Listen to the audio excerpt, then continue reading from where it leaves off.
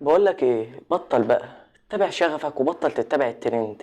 ليه يا جماعة 90% دلوقتي من اللي داخلين يتعلموا برمجة، سواء بقى من جامعات، من كورسات، سواء بيتعلم لوحده، على طول يقوم يتجه على مجال الويب. ليه يا ابني بتتجه على مجال الويب؟ اصل الكل بيتعلمه، اصل مرتباته عالية، اصل هو دوت المجال اللي مفيش غيره، وهو مفيش خالص من الكلام دوت.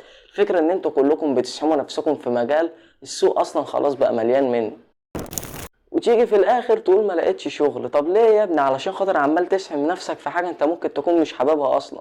فلو انت داخل تتعلم برمجة، خش المجال يا ابني اللي انت بتحبه، ما تخشش المجال اللي انت شايف عليه الترند والكلام من ده.